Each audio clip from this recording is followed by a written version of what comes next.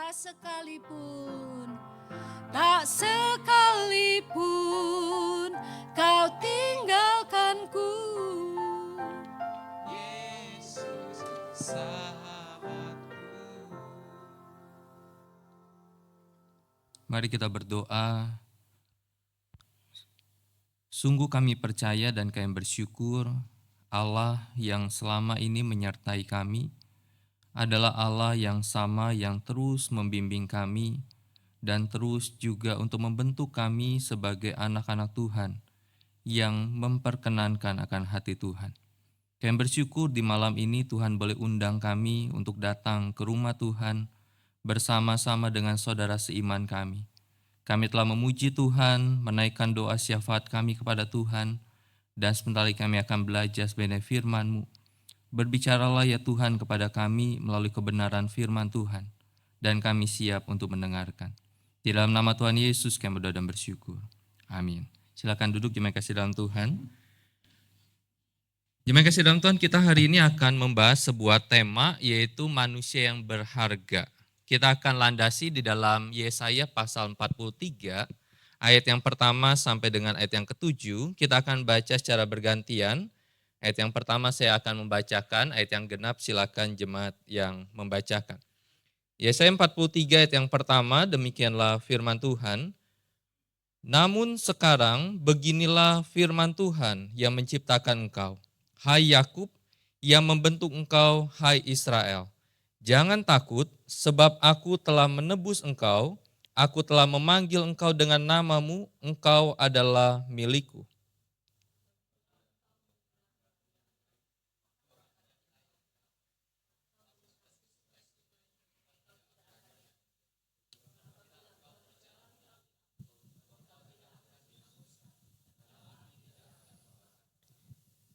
Sebab akulah Tuhan Allahmu yang Maha Kudus, Allah Israel, Juru Selamatmu. Aku memberikan Mesir sebagai tebusan bagimu dan Ethiopia serta Sheba sebagai gantimu.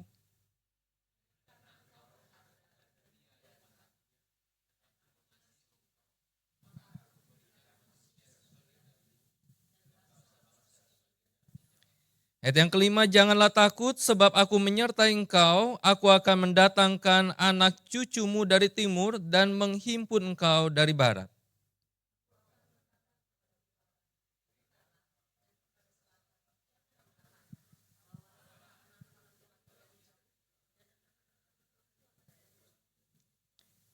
Semua orang yang disebut dengan namaku yang kuciptakan untuk kemuliaanku akan kubentuk dan juga kujadikan. Bapak kasih dalam Tuhan, ketika kita bicara tentang manusia yang berharga, pertanyaannya adalah apakah kita menilai diri kita itu berharga? Kenapa ini menjadi sebuah pertanyaan penting? Karena saya temukan sebuah tulisan yang sepertinya menjadi gambaran di dalam kehidupan seseorang bahwa terkadang banyak orang menilai bahwa dirinya tidak berharga. Ada sebuah tulisan yang dia bertanya sebenarnya di sebuah aplikasi Halo Dokter. Di tahun 2022 dia berkata seperti ini, halo dok, perkenalkan nama saya, dia tulis namanya tapi saya hapus seperti itu ya supaya kita tidak penasaran dan tidak kepo. Kemudian dia katakan gini, selama berbulan-bulan saya merasa diri saya tidak berharga. Saya sering merasa lelah, terutama secara mental. Saya selalu berusaha membandingkan diri saya dengan orang lain yang lebih baik dari saya. Jadi dia katakan, saya selalu berpikir saya tidak berguna. Akhir-akhir ini saya sering kehilangan harapan karena beban pikiran saya. Terlebih karena saya telah menjadi perempuan dewasa yang pasti tidak bisa bergantung dengan orang tua terus. Beban pikiran ini pula mengarahkan saya pada pikiran mengakhiri diri sendiri. Kemudian dia tanya sama dokter, bagaimana cara agar saya bisa lepas dari beban pikiran saya ini dok? Terima kasih. Bapak Ibu, kalau kita lihat apa yang ditulis oleh perempuan ini, dia katakan gini, berbulan-bulan saya merasa diri saya tidak berharga. Dengan cerita yang dia ceritakan, dengan kondisi yang dia kondisikan sebagai seorang perempuan dewasa yang harus mandiri dan tidak boleh bergantung kepada orang tua. Tetapi dia punya konsep bahwa dirinya itu tidak berharga. Bagi saya, ketika saya melihat apa yang menjadi pertanyaan dan postingan ini, bagi saya berpikir bahwa seberapa banyak sih orang-orang yang merasa dirinya itu tidak berharga. Seberapa banyak orang-orang yang merasa bahwa dirinya itu betul-betul tidak berharga. Dengan berbagai level tentunya. Dengan berbagai akibat tentunya. Dan ini bisa kita lihat di dalam sebuah situasi bagaimana seseorang itu melihat dirinya. Apakah saya menjalani hidup sebagai manusia yang berharga? Bapak Ibu, pertanyaan ini menjadi pertanyaan yang ketika kita lihat, seperti apa kita melihat tentang diri kita? Apakah kita melihat diri kita itu berharga? Dan apakah apa yang kita lihat tentang diri kita berharga atau tidak? Apakah sama seperti orang lain lihat tentang diri kita? Seperti apa orang melihat diri kita? Terkadang kita melihat diri kita berharga, tetapi kemudian karena itu tidak kuat, itu menjadi sebuah hal yang masih rapuh, dan kemudian orang melihat diri kita, dan kemudian mereka memberikan penilaian kepada kita dan menjadikan diri kita, membuat diri kita menilai diri kita tidak berharga. Apakah sama? Apa yang orang lihat tentang diri kita dengan apa yang kita lihat tentang diri kita? Kemudian, apakah yang kita lihat tentang diri kita dan orang lain lihat tentang diri kita? Apakah sama seperti yang Tuhan lihat tentang diri kita? Sehingga kita bisa katakan berharganya kita itu sangat berkaitan dengan pengakuan, dengan penilaian. Baik pengakuan kita pada diri kita, ataupun pengakuan kita atau pengakuan orang lain pada kita. Dan pengakuan Tuhan pada kita. Bapak Ibu, ketika kita melihat di dalam Yesaya pasal 43, di dalam sebuah kondisi bahwa orang Yehuda waktu itu, mereka dibuang ke Babel dan mereka dijanjikan pengharapan akan dibawa kembali ke Yerusalem. Orang-orang Yehuda dibuang ke Babel karena apa? Biasalah kalau di dalam perjanjian lama ketika umat Tuhan dibuang, dihukum Tuhan. Karena mereka melakukan dosa di hadapan Tuhan. Mereka berdosa di hadapan Tuhan, mereka melupakan perintah-perintah Tuhan. Dan kemudian mereka melakukan hal-hal yang tidak berkenan pada Tuhan. Dan Tuhan izinkan pasukan Babel menyerang. Dan kemudian mereka dikalahkan, mereka dibawa keluar dari tanah perjanjian itu. Segala sesuatu hilang. Segala sesuatu mereka tidak punya lagi. Sama seperti Los Angeles, seperti itu. Segala sesuatu hilang dengan seketika. Mereka pun alami itu. Mereka alami rumah mereka hilang, tanah mereka hilang, kebebasan mereka hilang, dan mereka harus dipindahkan ke Babel. Bapak Ibu, ketika mereka di dalam kondisi ini, maka mereka mengajukan pertanyaan ini. Apakah kami ini tetap umat yang dikasihi Tuhan dan disertai oleh Tuhan? Pertanyaan itu menjadi pertanyaan yang terus mereka tanyakan. Apakah kami ini masih berharga nih di hadapan Tuhan? Atau kami yang sudah dibuang dari tanah yang Tuhan janjikan itu, sudah tidak berharga di hadapan Tuhan sehingga Tuhan hukum dan kemudian Tuhan biarkan kami karena Dia tidak mengasihi kami dan Dia tidak lagi menyertai kami. Bapak Ibu, ketika kita melihat bagian ini, maka Yesaya menyampaikan apa yang Tuhan suruh Dia sampaikan kepada orang Israel. Dikatakan di sana penghargaan kita sangat berkaitan dengan pengakuan, kemudian ayat yang keempat dikatakan Tuhan memberikan pengakuan bahwa orang Yehuda itu berharga. Di sini menggunakan kata yakar. Yakar itu bicara tentang berharga. Yakar itu bicara tentang bernilai tinggi. Yakar itu bicara tentang istimewa. Yakar itu bicara tentang mulia. Sehingga ketika Yesaya berkata bahwa engkau berharga dan mulia, engkau yakar itu di hadapan Tuhan. Sekalipun engkau dibuang di Babel, tetapi engkau tetap yakar di hadapan Tuhan. Tetap bernilai di hadapan Tuhan. Bukan sebatas kepada nilai fisik. Kalau nilai fisik kan apa yang bisa dihargai? Apa yang bisa dianggap berharga dengan segala sesuatu yang mereka sudah hilang? Tetapi ya saya katakan, yakar itu bicara tentang karena ada hubungan pribadi antara Allah dan umatnya. Allah menyatakan umatnya sangat berharga di matanya, bukan karena apa yang mereka lakukan, tetapi karena kasih Allah yang menjadikan mereka tetap berharga. Bapak Ibu, ketika kita melihat bagian ini, saya ketika baca ayat yang keempat, saya ingat kembali peristiwa 20 tahun lebih yang lalu. Ayat ini adalah ayat yang diberikan oleh teman atau guru yang mengajak kami berdoa di belakang sekolah, selesai pulang sekolah. Ayat ini adalah ayat yang disampaikan ketika saya didoakan dan kemudian disebutkan ayat ini, dan kemudian ayat ini menjadi ayat yang bagi saya pengalaman pribadi saya dengan Tuhan. Ketika Tuhan katakan engkau berharga dan mulia. Bapak Ibu, pertanyaan adalah kenapa mereka berharga dan mulia? Maka Tuhan berkata, Tuhan kasih bukti kenapa berharga. Maka dikatakan di sana, karena Tuhan adalah pencipta yang Tuhan kerjakan di dalam ciptaan itu.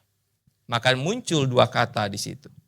Yaitu yang pertama adalah barah, yaitu menciptakan.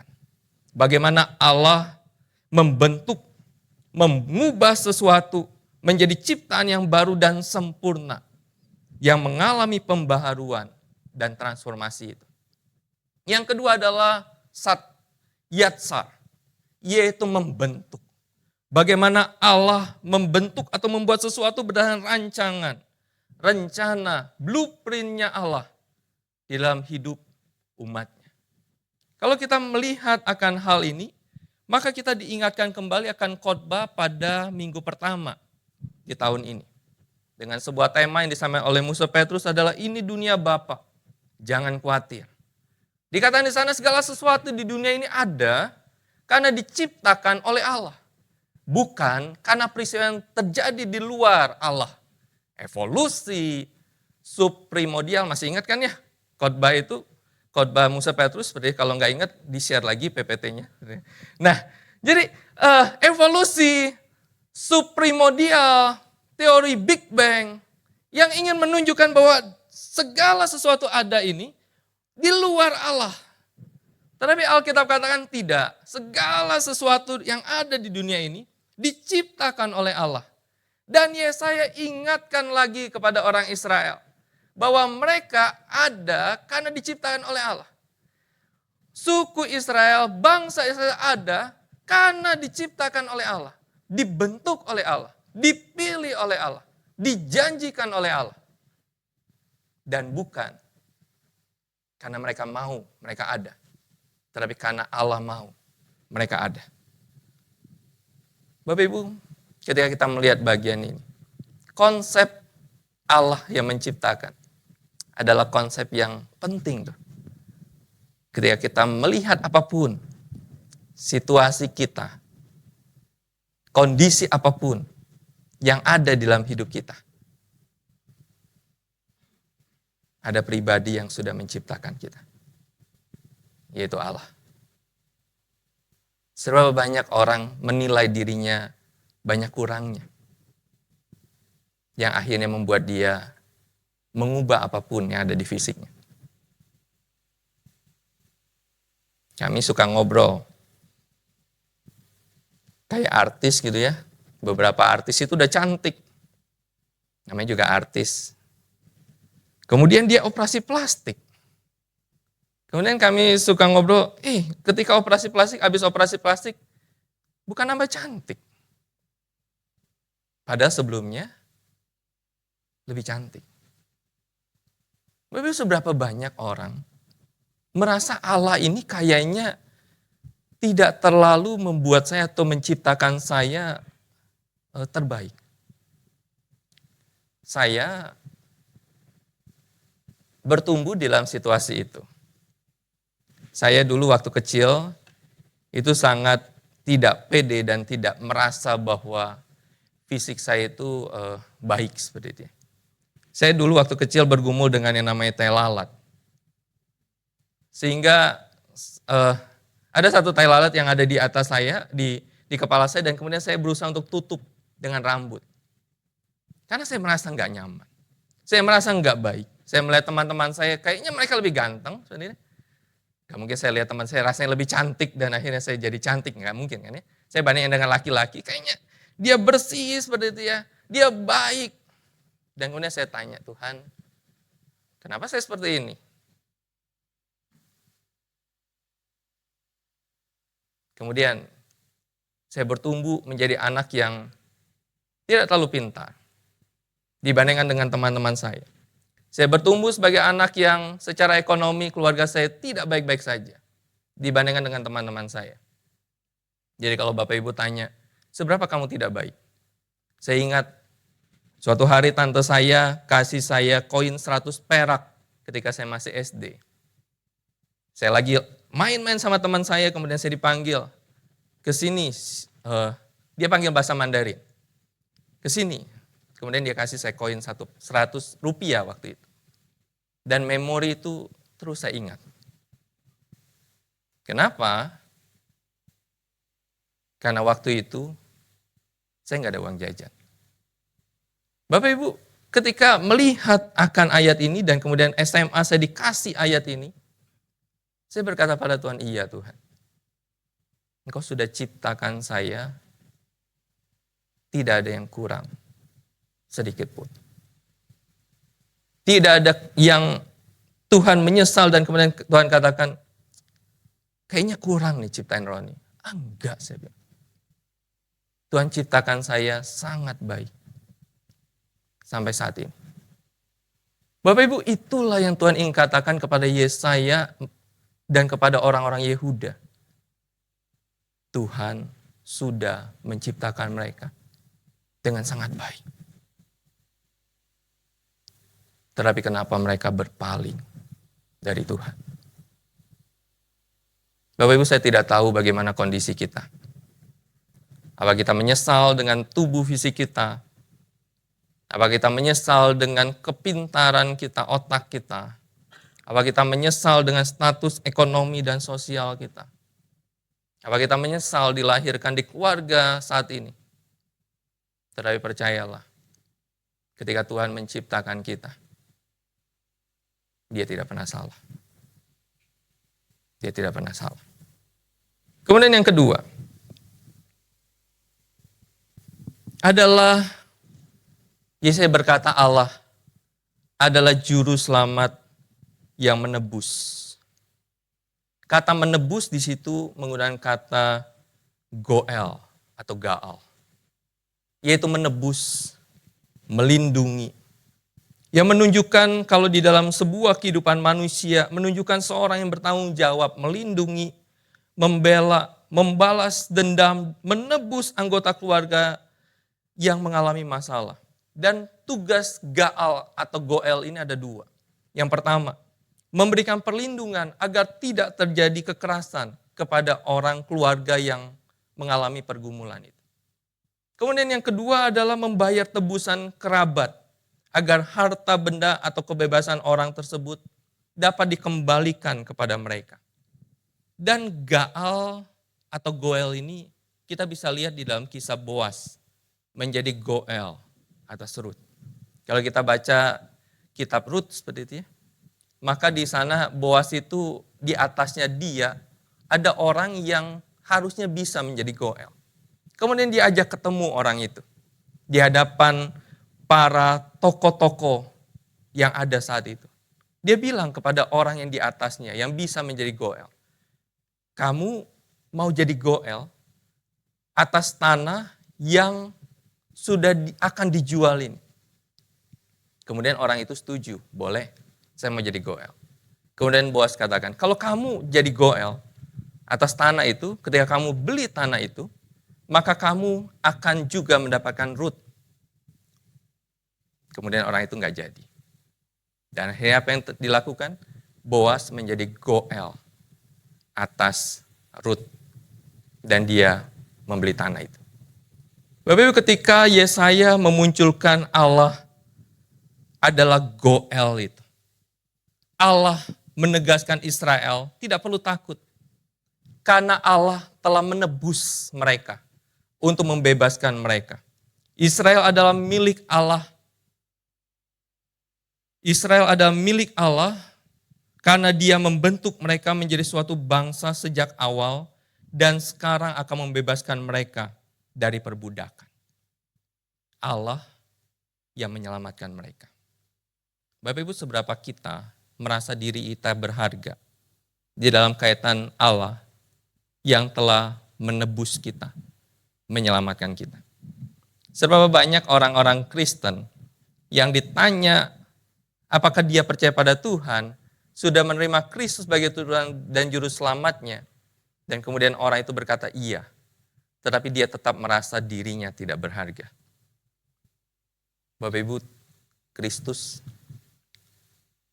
sudah mau datang 25 Desember yang lalu yang kita rayakan. Dia mau lahir ke tengah-tengah dunia. Dia mau mati di atas kayu salib untuk menebus kita. Dia korbankan nyawanya untuk menebus kita. Untuk menyelamatkan kita. Kenapa?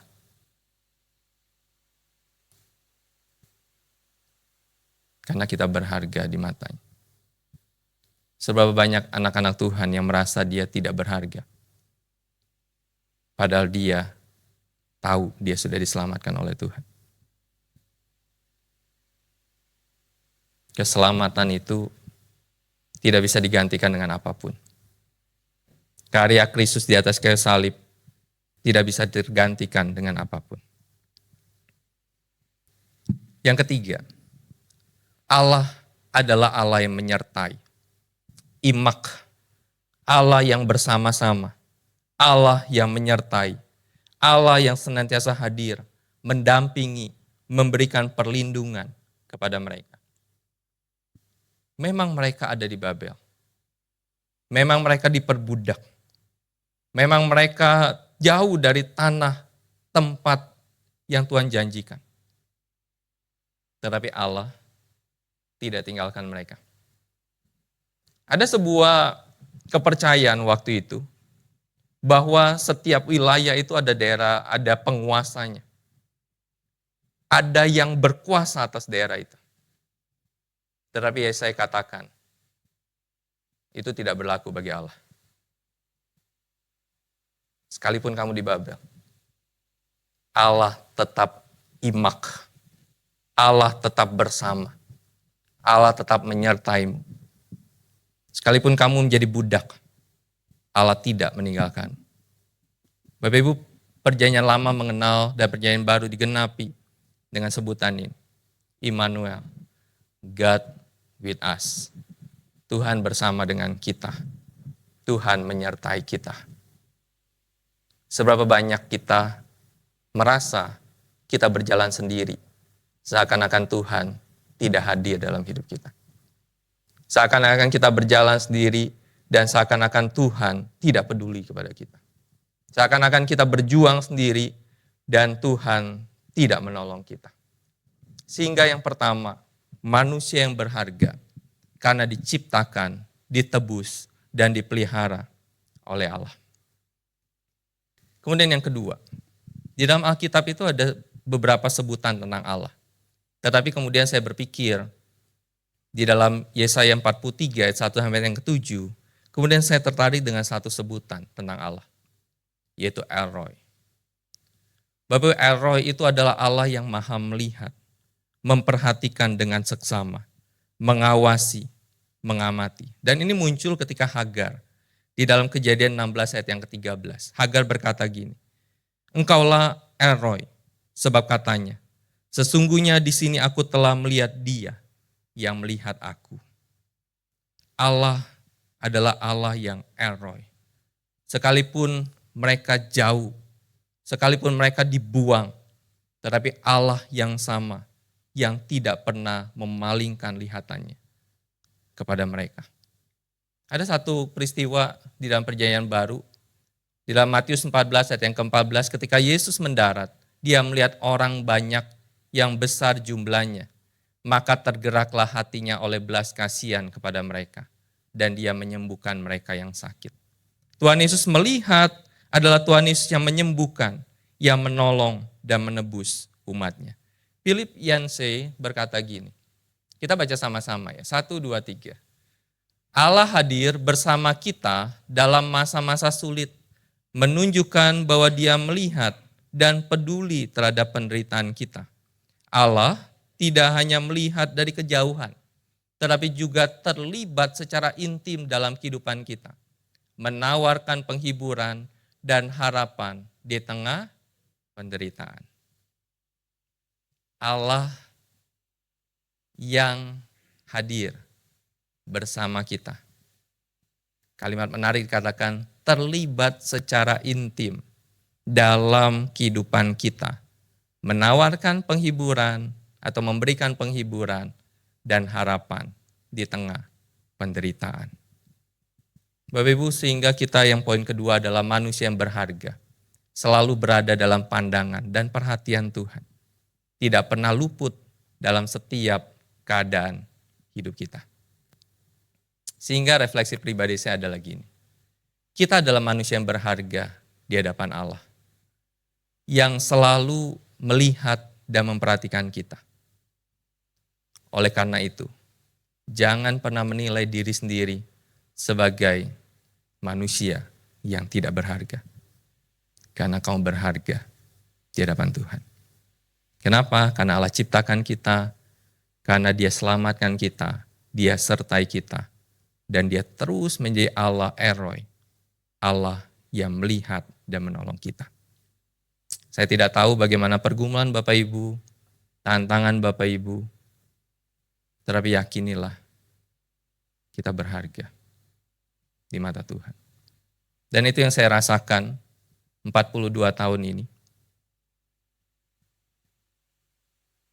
Bahwa saya berharga. Pertanyaan adalah, bagaimana dengan setiap kita? Tuhan memberkati kita. Kita berdoa.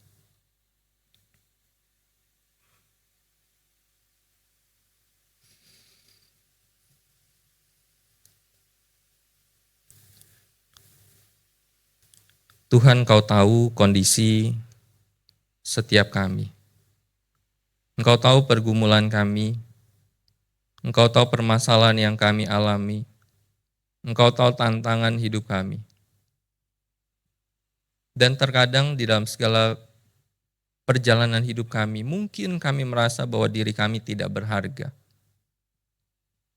Mungkin kami merasa bahwa Allah tidak peduli dan tidak menolong kami. Mungkin kami merasa bahwa diri kami adalah orang yang terbuang dan dibuang. Mungkin kami merasa bahwa diri kami adalah orang yang sendirian diizinkan Tuhan untuk mengalami pergumulan dan tidak ditolong Tuhan. Tetapi Tuhan seperti Nabi Yesaya berkata kepada orang-orang Yehuda, Engkau berharga dan mulia. Dan Tuhan mau untuk terus menyertai engkau.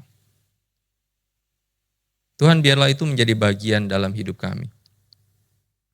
Kami berharga, bukan karena kata kami berharga, bukan kata orang lain kami berharga, tetapi karena Tuhan Sang Pencipta dan yang menyelamatkan kami, yang berkata, kami berharga. Terima kasih Tuhan, dalam nama Tuhan Yesus kami berdoa. Amin.